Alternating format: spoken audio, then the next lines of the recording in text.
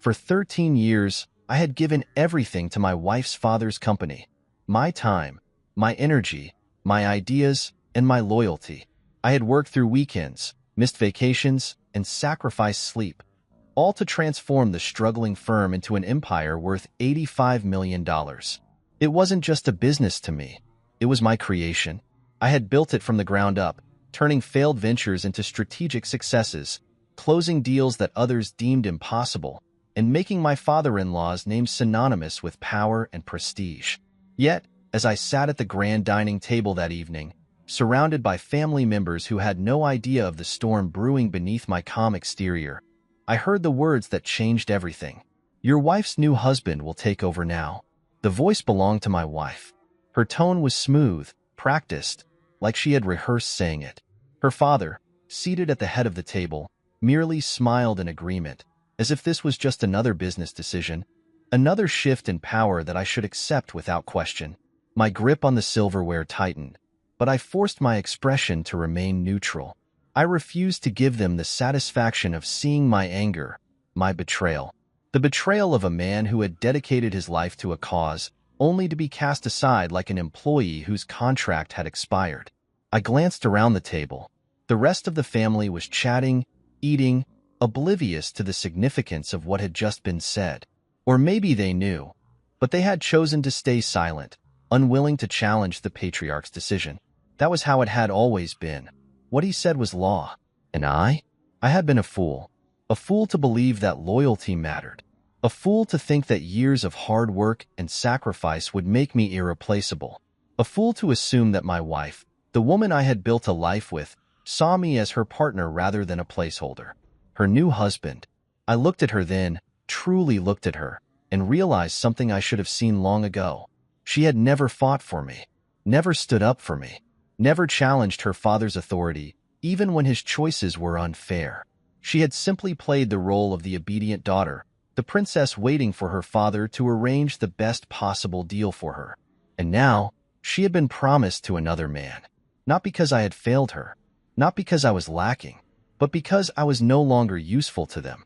I placed my fork down gently, smoothing my napkin over my lap, maintaining the mask of control that had carried me through countless business meetings. I wouldn't react, not here, not now. They expected anger. They expected resistance.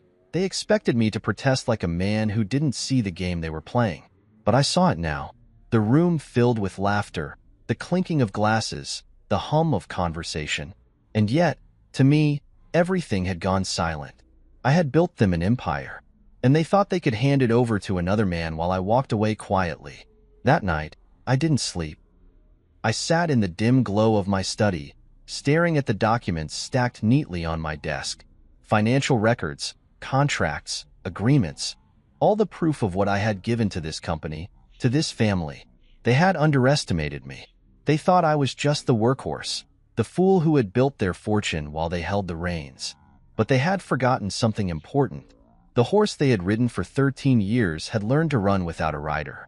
And if they thought I would simply walk away from everything I had built, they were gravely mistaken. By 3 a.m., I sat alone in my home office, the glow of my laptop screen illuminating the determination on my face. Sleep had no place in my mind tonight. Adrenaline coursed through my veins as I combed through every document, every contract, every financial statement I had ever signed. The betrayal from earlier that evening still rang in my ears like a haunting echo. "Your wife's new husband will take over now." Those words should have broken me. They should have shattered my resolve. But instead, they had ignited something far more powerful, an unwavering fire to take back what was mine. For 13 years, I had been methodical. While my father-in-law had played the respectable businessman and my wife had lived in luxury, I had been making moves, subtle, quiet, but undeniably strategic. I was not a fool. I had seen the way power shifted in this family, how loyalty was never a guarantee, how the only person I could ever truly trust was myself. And so, I had ensured that my control over the company was not just symbolic. It was legal, ironclad, and absolute. My fingers flew across the keyboard as I pulled up the executive shareholders agreement. The numbers stared back at me, a stark reminder of what I had orchestrated over the years. 62%. That was how much of the company I owned. Not my father-in-law, not my wife, not the stranger they had handpicked as my replacement. Me. I leaned back in my chair, exhaling slowly. They thought they had boxed me into a corner, but they had no idea that I had already built an escape route. They expected me to disappear quietly. Instead, I was going to remind them exactly who they were dealing with. As the clock struck 8:45 a.m., I walked into the company headquarters, not as a man who had been discarded, but as a man who was about to burn their carefully laid plans to the ground. The lobby was already bustling with employees, executives, and assistants moving between meetings. Some offered me nods of respect, others glanced at me with uncertainty. The whispers had already started. Did he hear the news? Will he step down? What's he going to do? I ignored them. I wasn't here for rumors. I was here for war. Taking the elevator to the top floor, I strode into my office, my presence alone sending a wave of tension through the space. My assistant, Danielle, looked up from her desk, her face betraying none of the chaos that must have been circling through the company grapevine. She had been with me for nearly a decade, loyal, sharp, and always 2 steps ahead. "Schedule a board meeting for noon," I said, setting my briefcase down. She hesitated only for a second before nodding. "Understood. Anything else?" "Yes," I said, my voice calm. "Call the legal team. I want them ready." Her gaze flickered with understanding. The fight had begun. By the time I settled into my chair, I was already anticipating their next move. My father-in-law would waste no time. He would call in his favors, push the executives to accept the transition, frame it as a necessary shift in leadership. He would use my wife's name to solidify his argument. After all, who would question a man passing his business to his daughter and her new husband? The problem was, I wasn't just a name on a piece of paper. I was the name on the contracts that mattered. At exactly 9 a.m., as if on cue, my office door swung open without so much as a knock. My father-in-law entered first, his presence as overbearing as ever, followed by my wife, her posture poised as if this was nothing more than another meeting. And then, he walked in. The so-called new husband. Tall, young, confident, exactly the type of man my father-in-law would consider worthy of taking my place. He exuded arrogance, a smugness that came from believing he had already won. I almost laughed. "I assume you're aware of the transition," my father-in-law said, his voice carrying the weight of expectation. I leaned back in my chair, steepling my fingers together. Transition? Interesting choice of words. The man beside my wife smirked, as if he found this amusing. I ignored him. He was nothing more than a placeholder, a pawn in someone else's game. My focus was on the real threat, the man who had orchestrated this betrayal in the first place. "We need you to oversee the handover," my father-in-law continued. "We expect full cooperation." I exhaled slowly, shaking my head. They really thought they had everything figured out. "You don't have the authority to make that decision," I said, my voice eerily calm. A flicker of irritation passed over his face. My wife's expression barely shifted, but the smug look on her new husband's face faltered. I reached for the remote on my desk and pressed a button. Behind me, the massive screen on the wall lit up, displaying the executive shareholders agreement. Their eyes darted to the document. Confusion set in first, then panic. "This document states that any transfer of power requires approval from the majority shareholder," I said, watching as the reality of the situation dawned on them. And that would be me. Silence. Heavy. Unmistakable. For the first time, my father-in-law's mask of composure cracked. "This is impossible," he muttered. "No," I corrected, my voice cutting through the tension. "What's impossible is thinking I would spend 13 years building something only to let you steal it from me." I turned my gaze to my wife. "Did you really think I wouldn't see this coming?" I asked her, my voice laced with disappointment. She didn't answer. Her hands tightened into fists at her sides. I let the silence stretch between us before shifting my attention to the man standing beside her, the one who had walked in thinking he was about to inherit an empire. "You have 2 choices," I told him. "You can work under me, or you can walk out that door and never step foot in this company again." His face turned red, his jaw clenched. He looked at my wife, then at my father-in-law. He had expected a victory lap, not a public humiliation. He stormed out without a word. My father-in-law hesitated for a fraction of a second before following. My wife lingered for a moment longer. She met my gaze, searching for something. Anger, regret, weakness. She found none. I had spent years building this empire, and if they thought they could take it from me, they were about to learn just how wrong they were.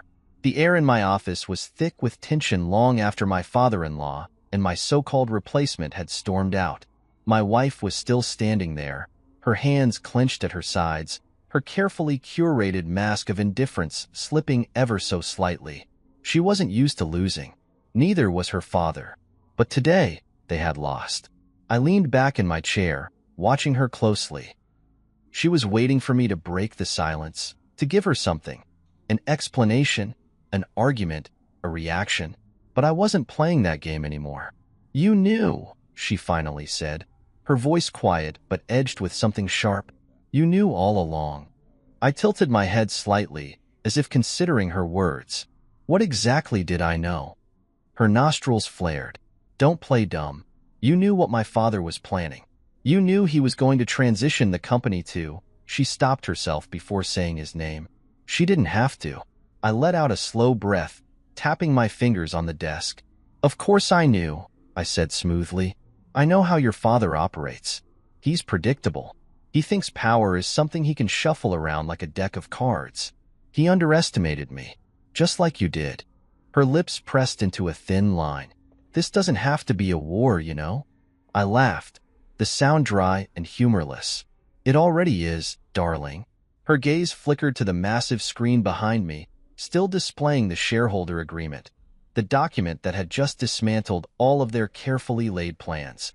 I saw the realization in her eyes, the understanding that the life she had expected, the seamless transition she had envisioned, had just gone up in flames. "So what now?" she asked. "You think you can just keep me out? That my father will accept this?" I stood up, slowly, deliberately, and rounded the desk. She stiffened slightly as I stopped right in front of her. "Let's get something straight," I said, my voice low. "Your father doesn't run this company anymore. I do. If you want to stay in this game, you'll do it on my terms." She scoffed. "You don't control me." I smiled. "No, but I control what matters. And right now, that's the future of this company. If you thought I was going to just step aside and let you and your new husband waltz in, you don't know me as well as you think." Her jaw tightened. She had always been good at masking her emotions, but I knew her too well. She was panicking. "This isn't over," she whispered, her voice carrying more desperation than confidence. "Oh, I know," I said. "It's just beginning." She turned on her heel and left, slamming the door behind her. I exhaled, rolling my shoulders back. The first battle had been won, but the war was far from over. I had thrown a wrench in their plans, but I knew my father-in-law well enough to understand that he wasn't the type to accept defeat easily. He had spent decades building his reputation, surrounding himself with people who feared him, admired him, obeyed him. I was about to become the one thing he had never accounted for, his equal, or worse for him, his superior. I pressed the intercom button on my desk. "Danielle, call a board meeting." "Noon." "Understood," she replied instantly. I needed to secure my position before my father-in-law tried to rally the board against me. Money and influence could make people disloyal in a heartbeat, and I wasn't naive enough to think I didn't have enemies among the executives. I walked over to the window, looking down at the city below. I had spent over a decade building this empire, and for what? To be discarded? Replaced?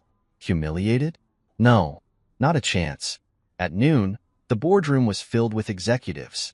Some of them looked anxious, others neutral. A few were clearly waiting to see which way the tide would turn before choosing a side. I took my seat at the head of the table. "I know many of you have heard rumors," I began, my voice steady. "So let me clear them up. Yes, my father-in-law intended to replace me. No, that will not be happening." Murmurs rippled through the room. I let them speak amongst themselves for a moment before continuing. "I've built this company into what it is today. Every deal, every expansion, every strategic move, I've been at the center of it. And I won't allow a man who hasn't spent a single day working here to walk in and take what I built. One of the executives, a man I had always respected, cleared his throat. Your father-in-law has significant influence. He could make things difficult. I met his gaze head-on. Perhaps. But let me make one thing clear. If anyone in this room believes that backing him is the right move, speak now. Silence. Heavy, deafening silence. Good. Loyalty matters, I continued, my tone softer but no less firm. And those who stand with me now will be rewarded. Those who don't? Well, you should know me well enough to understand that I don't forget disloyalty. I let my words settle.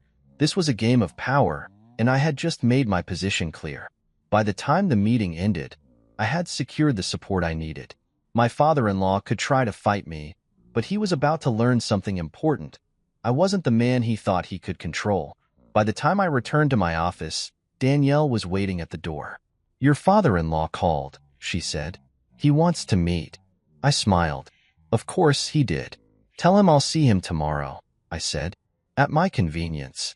As she walked away, I sat back in my chair, exhaling slowly. The battle lines had been drawn, and I had no intention of losing. By the time I stepped into my office the next morning, the weight of what had happened over the last 24 hours was still sinking in. My father-in-law had miscalculated, badly. He had spent years believing he could manipulate, control, and discard me like a piece on his chessboard. He hadn't accounted for the fact that I wasn't just another pawn. I was the one who had built the kingdom, and now I was the one who held the power to burn it down. My phone buzzed on the desk. I glanced at the screen. Unknown number. I knew exactly who it was before I even picked up. Speak. A familiar voice crackled through the line. You think you've won? I smirked, leaning back in my chair. I know I have. A slow, measured exhale came from the other end. You've made a mistake, son. A mistake that's going to cost you everything. That's funny, I said, twirling a pin between my fingers. Because from where I'm sitting, it looks like the only mistake was thinking you could take what's mine. Silence. I let it stretch between us, savoring the shift in dynamic. For years, my father-in-law had spoken to me with authority, with the certainty that I would always fall in line. Today, for the first time, that authority was gone. We should meet, he finally said, his voice tight. We should, I agreed. But on my terms. My office. 1 hour. I hung up before he could argue. I wasn't going to let him control the setting, the tone, or the circumstances. If he wanted a discussion, it would be on my turf, under my rules. The next 60 minutes passed in strategic preparation. I had Danielle pull up every document, every financial report, and every legal agreement that mattered. I wanted them printed and stacked neatly on my desk, not because I needed to review them, but because I wanted him to see them. To understand that I wasn't just prepared. I was untouchable. At exactly 10 o'clock, the door to my office swung open. My father-in-law walked in, his presence as imposing as ever, dressed in his usual crisp suit. He was followed closely by my wife, ex-wife, really, though she hadn't realized it yet, and trailing behind her, the man they had chosen to replace me. I ignored him entirely. He wasn't important enough to acknowledge. Instead, I leaned back in my chair and gestured to the seats across from me. Sit. They did. Reluctantly. You think you can just lock me out of my own company? My father-in-law's voice was sharp, laced with barely concealed fury. I smiled. I don't think. I know. I tapped the stack of papers on my desk. 62%, remember? That's my share. Which means I make the decisions now. Not you. Not her. I nodded toward my wife, whose expression remained unreadable. And definitely not him. Her so-called new husband shifted in his seat, uncomfortable. This is a family business, my father-in-law pushed. And you're no longer family. I tilted my head. Funny. You had no problem with me being family when I was the one securing multi-million-dollar contracts, expanding the business, and cleaning up your financial messes. His jaw clenched. I continued. You're right about one thing, though. This is a family business. But see, I was smart enough to make sure that blood ties don't equal ownership. I slid a document across the desk. This is the revised executive structure I filed this morning, I said casually. Effective immediately, your title as chairman is revoked. Your board privileges are suspended. Your access to financial accounts? Gone. You no longer hold a single voting right in this company. My father-in-law's face turned red. You can't do that. I raised an eyebrow. I already did. My wife, ex-wife, leaned forward, her voice softer but no less sharp. Why are you doing this? I turned my gaze to her, finally giving her my full attention. Why? I repeated. You really have to ask? She didn't flinch, but I saw the flicker of uncertainty in her eyes. You stood by while your father plotted to erase me, I said, my voice steady. You let him decide that I was disposable. You sat there at dinner, smiling, while he handed my legacy to someone else like I was nothing more than an employee who had overstayed his welcome. I didn't. You did. I cut her off. And now, you get to watch as everything you thought was yours slips through your fingers. Silence. The man beside her, her new husband, was visibly uncomfortable. He had come here expecting a smooth transition, a welcoming handoff. Instead, he was sitting in the room with the man he had tried to replace, realizing just how out of his depth he truly was. I turned back to my father-in-law. You built this company, but I made it an empire. And now? Now, I own the empire. I stood up, buttoning my suit jacket. I suggest you start making peace with that. For the first time in his life, my father-in-law looked at me not with control, not with arrogance, but with something close to fear. He had underestimated me, and now he was paying the price. He stood abruptly, shoving his chair back. You'll regret this. I smiled. No, you will. He turned and stormed out, slamming the door behind him. My wife hesitated. For a brief moment, I saw something in her eyes. Maybe regret, maybe realization, but it didn't matter anymore. She had made her choice, and I had made mine. She turned without another word and followed her father out. I finally turned to the man who had been left behind, the one they had planned to install in my place. He swallowed hard. Look, man, I cut him off with a single glance. Get out. He scrambled to his feet and all but ran out of my office. As the door closed behind him, I exhaled slowly, letting the silence settle. The battle wasn't over yet, but today I had one, and I wasn't done winning. The morning after the confrontation, the weight of my victory still lingered in the air, thick and undeniable. But I knew better than to celebrate too soon. My father-in-law wasn't the type to bow out quietly. No, he would retreat, regroup, and come back swinging. He had spent decades building his power, surrounding himself with men who owed him favors, men who would gladly stab me in the back if it meant securing their own positions. Which was why I had to move first. I arrived at the office earlier than usual, stepping into the sleek glass tower that bore my legacy. The employees who had once greeted me with polite smiles now looked at me with something different: hesitation, uncertainty. The whispers were growing louder. The company had become a battlefield overnight, and everyone was waiting to see which side would come out on top. Danielle was already waiting in my office when I walked in, her hands resting on a thick stack of files. She had worked with me long enough to know that I wouldn't be resting after yesterday's events. They're rallying, she said without preamble. I didn't need to ask who they were. How many? I asked, taking off my jacket and draping it over the chair. 5 board members met with your father-in-law late last night. 3 more were contacted this morning. He's offering them incentives, bonuses, future positions, anything to convince them to vote against you in the next emergency board meeting. I smirked, shaking my head. Predictable. He's desperate, I mused, taking a seat and glancing over the documents she had prepared. Desperate men can be dangerous, she warned.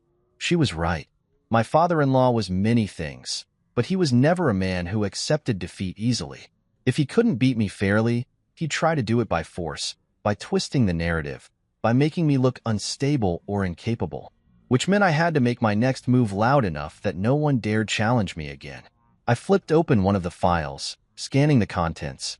It was a detailed audit of the company's financials, one my father-in-law never expected anyone to see. You went digging, I said, lifting an eyebrow at Danielle. You pay me to be thorough, she responded with a shrug. I leaned back, taking my time to absorb the numbers in front of me. Hidden losses, mismanaged funds, embezzlement disguised as business expenses. My father-in-law wasn't just trying to push me out. He was trying to cover his own tracks. I exhaled slowly, tapping my fingers against the desk. How much does the board know? Nothing. He's kept it buried well. And if we release this? Danielle hesitated for a fraction of a second. It would destroy him. I nodded, my mind already working through the angles. Schedule a board meeting, I said. For when? Today. Her eyes flickered with understanding. No hesitation. No second-guessing. I'll make the calls. The battle lines had been drawn, and today, I was going to end it. By noon, the boardroom was filled with executives, each of them wearing carefully guarded expressions. They knew something was coming. My father-in-law was already seated at the far end of the table, his posture stiff, his eyes locked onto me the moment I entered. I didn't look away.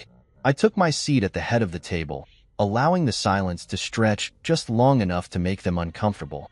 I called this meeting for one reason, I said finally, my voice even, to discuss the future of this company. A few of the board members exchanged glances. My father-in-law leaned forward, his fingers interlaced. The future is already being decided, he said smoothly. The question is whether you'll accept it or fight it. I smiled, tilting my head slightly. Oh, I'm not fighting it. I'm shaping it. I reached into the folder in front of me, pulled out a thick stack of documents, and slid them across the table. These are the company's financial records, I announced, watching as the executives leaned in, specifically records of mismanaged funds, hidden debts, and unauthorized transactions. The reaction was immediate. Murmurs rippled through the room, eyes darting toward my father-in-law. This is nonsense, he snapped. Is it? I challenged, flipping to a specific page and turning the document toward him. Because this right here? This is a record of $14 million funneled into offshore accounts under your name. The room fell silent. One of the board members, a man who had always been one of my father-in-law's closest allies, cleared his throat. Is this true? My father-in-law's expression barely flickered, but I saw the tension in his shoulders. He was cornered, and he knew it. This is a private family matter, he said, his voice quieter now. No, I corrected, my tone sharp. This is a corporate matter. And as the majority shareholder, I have a duty to protect this company from corruption. More murmurs. The tide was shifting. I leaned forward, driving my point home. You wanted to take everything from me. Instead, you just handed me everything I need to take you down. A long pause. Then, finally, my father-in-law exhaled slowly, his gaze meeting mine. For the first time, he looked truly defeated. What do you want? He asked. Your resignation, I said without hesitation. Effective immediately. More silence. Then, to my surprise, he nodded. Fine. A quiet gasp from one of the board members. Even my wife, ex-wife, looked startled. And the shares, I added. Transfer them to me. My father-in-law clenched his jaw. You're pushing it. No, I said simply. I'm ending it. A long pause. Then, finally, he sighed, pushing the documents back toward me. You really are ruthless, he muttered. I smirked. I learned from the best. And just like that, it was over. My father-in-law left the company that day. My wife didn't follow him, not immediately. She lingered, watching me, but I didn't spare her a second glance. I had one, and nothing would ever be the same again. By the next morning, the entire city knew what had happened. The headlines splashed across business news outlets were as brutal as they were satisfying. Corporate power shift, the end of an era at Hastings Enterprises. Chairman resigns amidst financial misconduct allegations. Hastings' empire crumbles, the rise of its true architect. I sat in my office, sipping my morning coffee, reading through each article with a quiet satisfaction. The war was over. The battlefield was mine. My father-in-law had been forced into resignation, stripped of the company he had once commanded. His shares, once a symbol of his iron grip, were now in my name. And the best part? He hadn't even tried to fight back, because he knew he had lost. Danielle entered without knocking, holding a tablet. You made every front page. Some say you're a genius. Others are calling you ruthless. I smirked.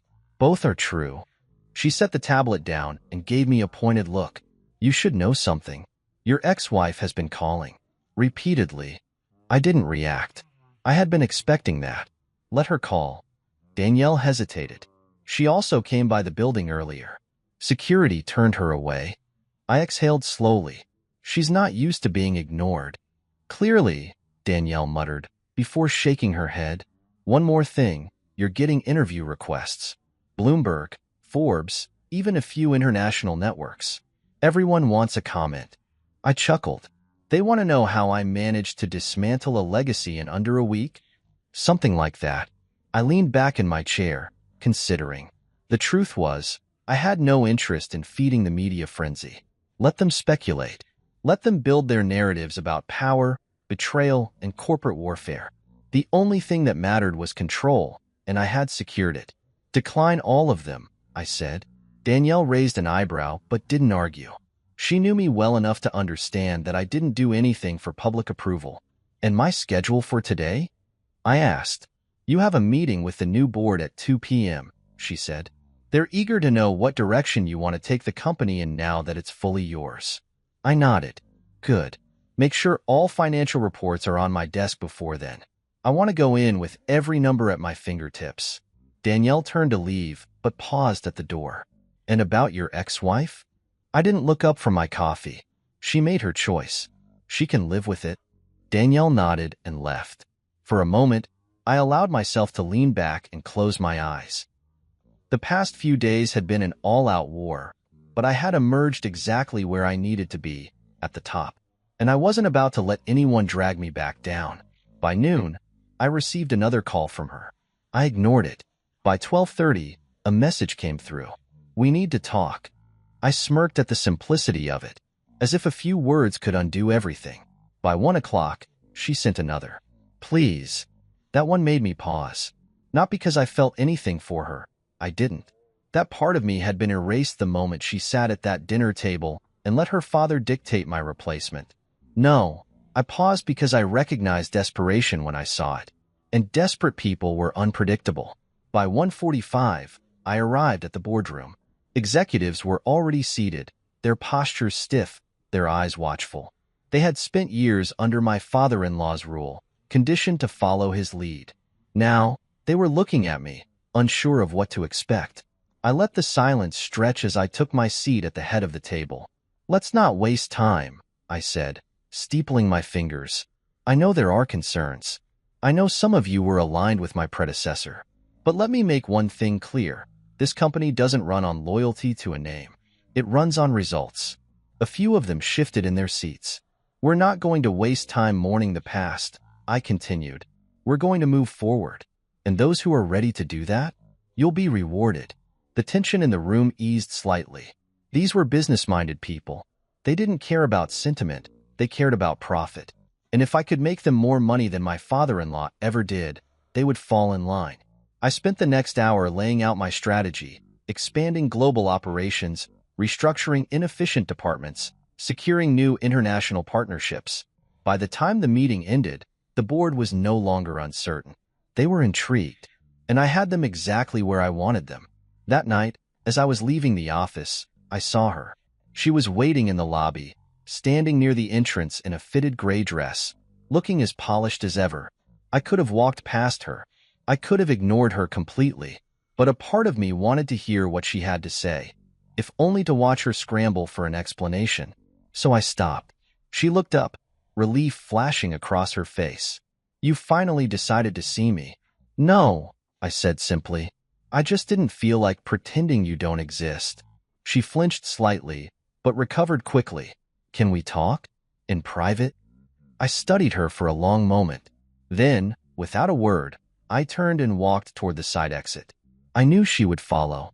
Outside, the night air was crisp, the city lights reflecting in the glass windows of the building I now fully controlled. She wrapped her arms around herself, hesitating. I didn't want this, she finally said. I laughed, shaking my head. You stood by and watched it happen. She stopped herself, frustration flickering in her eyes. I didn't know how to stop it. You didn't try, I said coldly. Silence stretched between us. I made a mistake, she admitted finally. I nodded, shoving my hands in my pockets. Yes, you did. Her lips parted slightly, as if she had been expecting a different response. She exhaled. I just want to know if there's any way to fix this. I looked at her then, really looked at her. She had been the woman I once trusted, once believed in, and now she was just another person who had underestimated me. No, I said, my voice even. You don't get to fix this. You don't get to rewrite the ending. Her eyes flashed with something. Anger, regret, maybe even grief. But none of it mattered. I turned and walked away, because some things weren't meant to be salvaged. And she had made her choice. As I walked away from her, I didn't look back. There was no need. Whatever desperation she was feeling now, whatever regret had crept into her heart, it was too little, too late. She had watched me be discarded like an afterthought, had stood silent as her father tried to erase me from my own empire. And now, she wanted to fix things? There was nothing left to fix. I stepped into my car, exhaling slowly as I gripped the steering wheel. My phone vibrated in my pocket, and I already knew who it was before I even glanced at the screen. Another message from her. Please, just one conversation. I didn't bother responding. Instead, I turned off my notifications and pulled out of the parking lot. There was work to be done, a company to run, a future to secure. The past could keep calling, keep begging, but I was done answering. By the time I got home, my body was exhausted, but my mind was sharp. I poured myself a drink, stepping onto the balcony of my penthouse. The city sprawled before me, alive and endless, glittering under the night sky. I had won. Everything they had tried to take from me, I had taken back, and more. The company was mine now, fully mine, and for the first time in years, I didn't have to answer to anyone. No father-in-law dictating my future. No wife standing in the shadows, complicit in my downfall. So why did I feel this quiet, lingering sense of anticipation? Because I knew the game wasn't over yet. People like my father-in-law didn't just walk away. They regrouped. They retaliated. And I was ready for it. The next morning, I was back in my office before the sun had even fully risen. Danielle was already there, as always, her efficiency unmatched. She slid a file onto my desk before I had even taken my seat. You were right, she said simply. I flipped open the file and scanned the contents. A meeting had taken place last night. My father-in-law, a few of his old allies, a handful of investors who had benefited from his reign. They're looking for a way back in, Danielle continued, trying to gather support, frame you as reckless, unstable. I smirked, setting the file down. They're desperate. Desperate men do dangerous things. She wasn't wrong. Do we have leverage on any of the investors? I asked, already knowing the answer. Danielle nodded, flipping to another page in the file.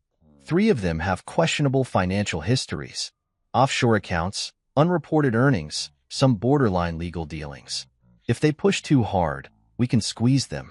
And the rest? 2 of them are just waiting to see who comes out on top. They don't care who runs the company, as long as their money keeps growing. Then we make sure they know where the real power is. I picked up my phone and dialed the number of the most influential investor on that list. A man who had built his fortune on the backs of others, who had never truly cared about loyalty, only profit. He answered on the second ring. I was expecting your call. Then you already know why I'm calling, I said smoothly. He chuckled. Your father-in-law has been very persuasive. He thinks you're too aggressive, too impulsive. He's making a case that the company is better off under someone calmer. And what do you think? I asked. A pause. Then, I think I like making money. And right now, you're the one making it. I smiled. Glad we understand each other. He chuckled again. For now. But power shifts quickly in this world. Be careful, son. I always am. I hung up and turned to Danielle. That's one secured. Now let's deal with the others. By noon, I had locked in the majority of the key investors. They were staying with me, at least for now. That left my father-in-law with fewer allies, fewer options, and fewer chances to claw his way back. At exactly 3 p.m., my office phone rang. I picked it up without hesitation. I was wondering when you'd call. You're making a mistake. My father-in-law's voice came through, calm but firm. You keep saying that, but I'm still here. And you? You're not. A pause. Then, this isn't over. I smirked, leaning back in my chair. It is for you. Silence. Enjoy your retirement, I said, then hung up. I exhaled, setting the phone down. Game over. That night, I returned home and found another message waiting. From her. I miss you. I stared at the words for a long moment, then deleted the message without responding. She had chosen her side, and I had one. I stepped out onto my balcony, the city stretching before me. For the first time in years, I was exactly where I was meant to be. Untouchable, unstoppable, and finally, free. By the next morning, the dust had settled, but the game wasn't over. Power struggles never truly ended. They just shifted, reshaped themselves into new battles, new challenges. The difference now? I was the one holding the sword. I arrived at the office before sunrise, the city still waking up as I stepped into the towering glass building that bore my legacy. Employees were moving through the halls, whispering, stealing glances my way. They weren't used to this version of me, the man who had once worked silently in the background, now the man in charge. Danielle was waiting in my office, already scanning through her tablet. She barely glanced up as she spoke. Your ex-wife was seen leaving her father's house late last night. Sources say she's distancing herself from him. I smirked. Of course she is. She sees the writing on the wall. Danielle finally looked up, giving me a pointed look. You think she's doing this for you? I let out a short laugh, shaking my head. No, she's doing it for herself. Because that's who she was. She had spent years aligning herself with power, making sure she was always on the winning side. Now that her father had been cast out, she was looking for a way to reclaim her position. What do you want to do about it? Danielle asked. I leaned back, considering. Nothing. Let her flail. Let her wonder if I'll let her back in. Let her feel what I felt the moment she betrayed me. Danielle nodded, not arguing. She knew better than anyone. I didn't act out of emotion. I acted out of strategy. What else? I asked, shifting my focus back to business. The remaining board members are aligned with you, at least for now. The investors who were on the fence have backed down. But there's still one problem. I arched an eyebrow. And that is? She slid a document onto my desk. Your father-in-law still has influence. He may not have ownership, but he has connections. If he wants to make things difficult for you, he can. I glanced over the document. It detailed his remaining assets, his political ties, his ability to manipulate certain markets. He's not done fighting, I mused. No, Danielle agreed. He's just waiting for an opening. I exhaled slowly, tapping my fingers against the desk. Then I won't give him one. Schedule a meeting with the board, I said. I want everything airtight before he makes his next move. Already on it, she said, stepping out of the office. I turned my chair toward the window, gazing out over the city. This was the part no one ever talked about. What happened after you won? People assumed victory was the end, but it never was. Power had to be maintained, defended, strengthened, and I wasn't about to let anyone take it from me again. By noon, the boardroom was packed. The atmosphere was different now. No more uncertainty, no more divided loyalties. They all knew where the power lay. We're going to discuss expansion, I said, scanning the room. Hastings Enterprises is no longer just a domestic firm. We're taking it global. A few surprised glances. Some nodded, already considering the implications. We've relied too long on old strategies, I continued. We were reactive. Now, we're going to be proactive. New markets, new investments. We don't sit back and wait for opportunities. We create them. An executive shifted in his seat. That's going to require aggressive funding. I smiled. I'm aware. Danielle slid another document across the table. We've already begun securing private capital. Within the next 3 months, We'll have the liquidity needed to make our first international acquisition. Murmurs of approval. My father-in-law had spent years treating this company like his personal kingdom, using it to consolidate power rather than actually grow it. That was his biggest mistake. He played defense. I wasn't going to. I was going to conquer. That night, as I was leaving the office, my phone buzzed. Unknown number. I already knew who it was. I answered, bringing the phone to my ear without speaking. A slow exhale on the other end. You've made your point. I smirked. Have I? A pause. Then, you think you've won. You think this is over. It is over, I said, stepping into my car. You just don't want to accept it. You're playing a dangerous game, son. I'm not playing anymore. You are. And you lost. Silence. Retire, I continued.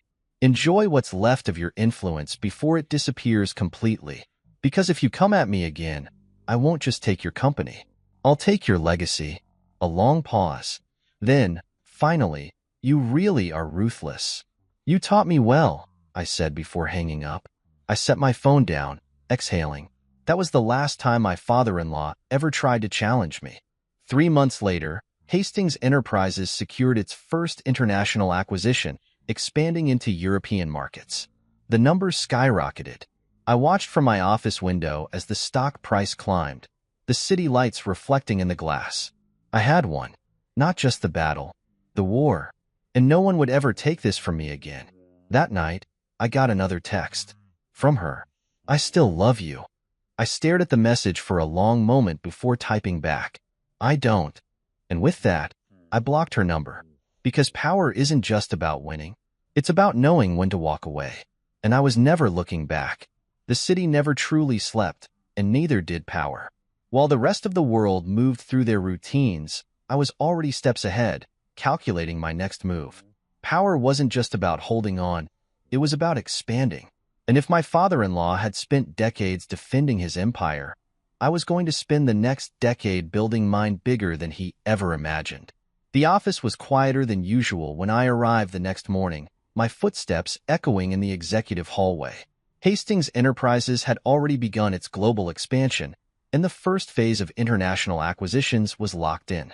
But there was still work to do. Danielle was waiting for me, as always, a fresh folder in her hands.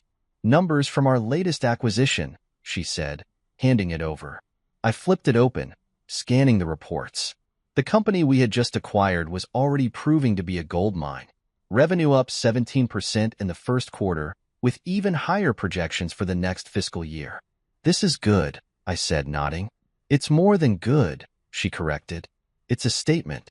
The market knows you're not just holding ground, you're growing. That was exactly the point. My father-in-law had spent years playing safe, keeping the company in familiar territory. But power wasn't about safety, it was about dominance. Any pushback? I asked. Not from the board, she said. But your ex-wife has been making calls. I didn't react. To who? Some of the investors. A few of the remaining executives who were loyal to her father. I exhaled slowly, tapping my fingers against my desk. She's looking for a way back in, Danielle continued, trying to leverage whatever influence she has left. And how are they responding? So far, they're ignoring her. But if she keeps pushing, someone might listen. That was the problem with people like her. They never accepted when they had lost. She had aligned herself with power her entire life, always making sure she was on the winning side. And now, for the first time, she was powerless. Let her try, I said finally. It won't change anything. Danielle hesitated. She also showed up at the building again this morning. Security turned her away. I chuckled, shaking my head. She's getting desperate, Danielle noted. Let her be, I said simply. Danielle studied me for a moment, then nodded. She didn't need to say it, but I could hear the unspoken words in her silence. This isn't over. And maybe, in her mind, it wasn't. But for me, it had been over the moment she let me be erased. By mid-afternoon, I was on a conference call with a potential partner in Dubai, discussing another major acquisition. We were expanding fast, and the world was paying attention. Your reputation precedes you, the man on the other end of the call said. The way you handled your transition of power was ruthless. I smiled slightly.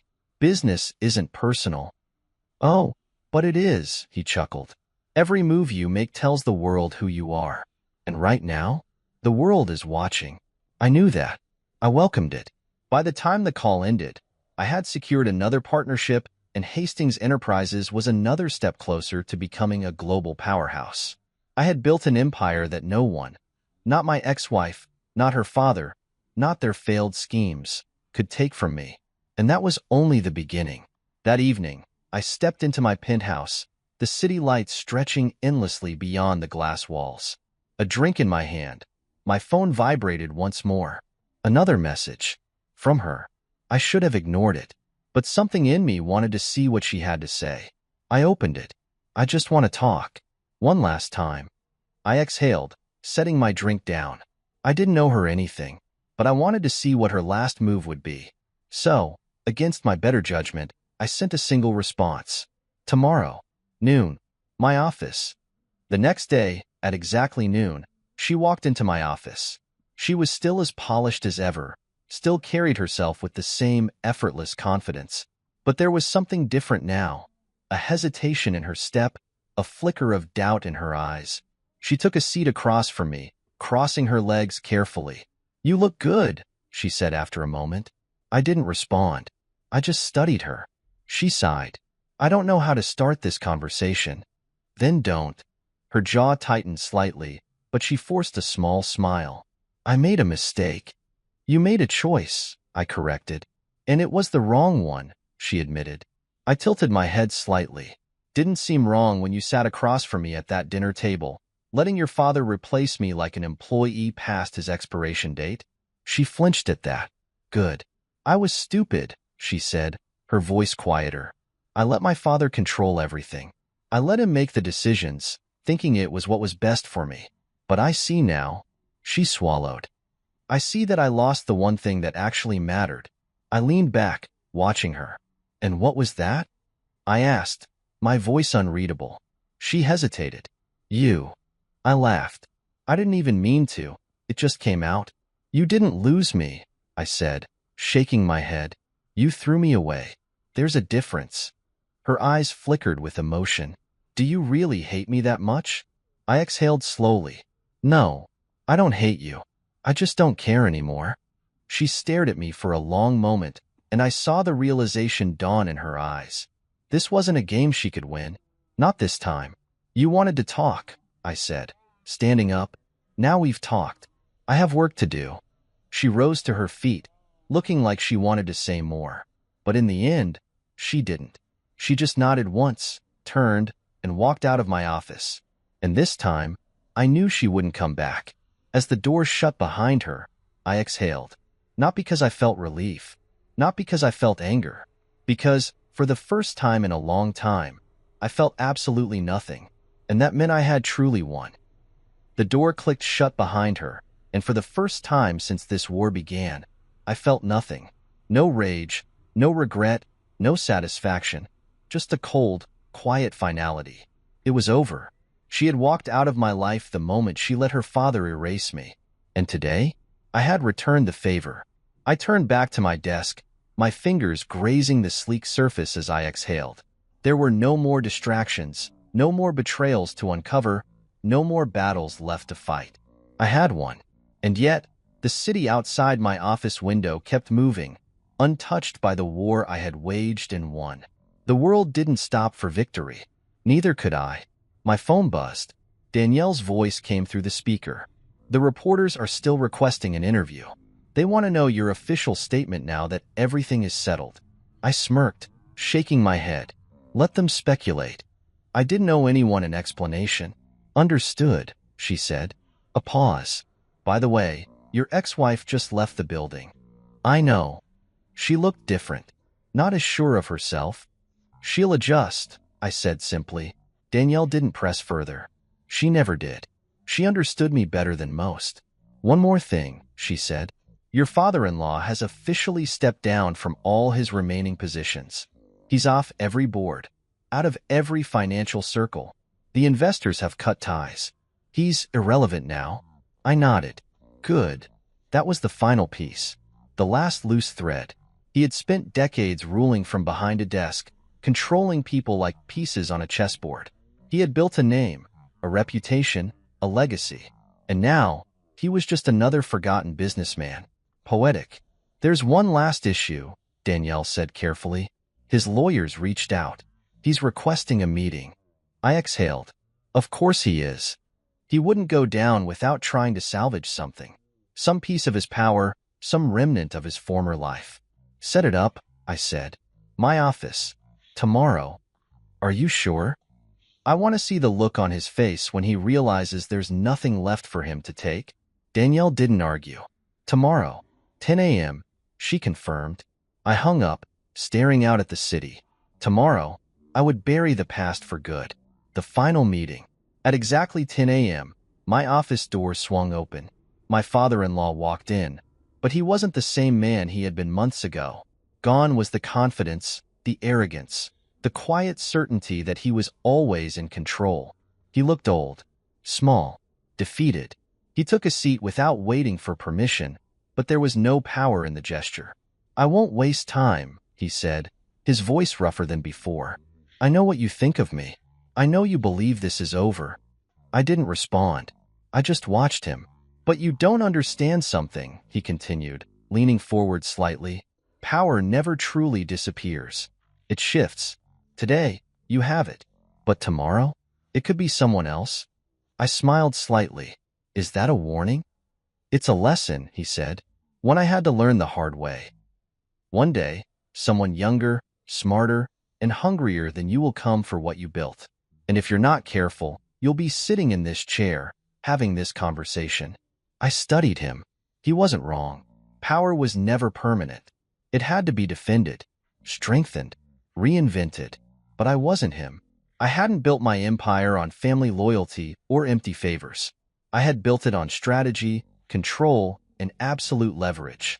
I appreciate the advice, I said smoothly, but I'm not you, and I won't make your mistakes.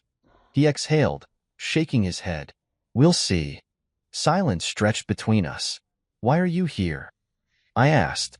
I want one thing, he said finally, a seat at the table. I laughed, shaking my head. You had a seat. You lost it. I built this company, and I built it into something bigger than you ever could, I countered. This isn't your legacy anymore. It's mine. His jaw tightened. Then at least let me buy back in, he pushed. Name your price. There is no price. A flicker of something crossed his face. Frustration. Maybe even desperation. You're shutting me out completely? You shut yourself out, I said simply. You made a choice. Now, you live with it.